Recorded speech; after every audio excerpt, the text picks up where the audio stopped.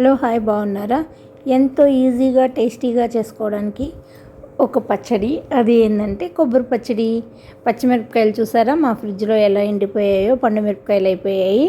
పండు మిరపకాయలు వేసాను. నెక్స్ట్ కొబ్బరి ఒక చిప్పాల్లా తీసుకున్నాను, కొబ్బరి ముక్కలు చేశాను అనమాట.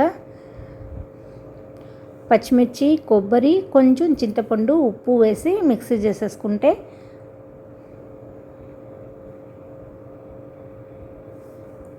కొంచెం చింతపండు వేసాను అనమాట. చాలా టేస్టీగా ఉంది ఈ పచ్చడి. ఎందుకంటే పచ్చిమిరపకాయలు డ్రై అయిపోయాయి, అంటే పండుగ అయిపోయి ఆ తర్వాత ఎండిపోయాయి అనమాట. అందుకని ఆ టేస్ట్ అనేది చాలా ఇంక్రీజ్ అయింది ఈ పచ్చడికి.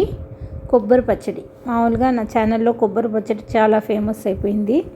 నేను పచ్చిమిర్చితో చేస్తున్నాను, ఎండుమిర్చితో చేస్తున్నాను కొబ్బరి పచ్చడి.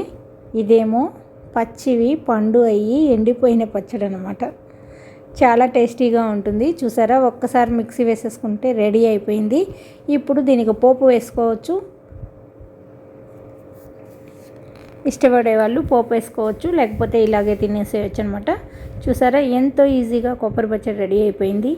ఈ రెసిపీ మీకు నచ్చినట్లయితే లైక్ చేయండి, షేర్ చేయండి, సబ్స్క్రైబ్ చేయండి. థ్యాంక్ యూ అండి, బాయ్ అండి. చిటికలో కొబ్బరి పచ్చడి అనమాట.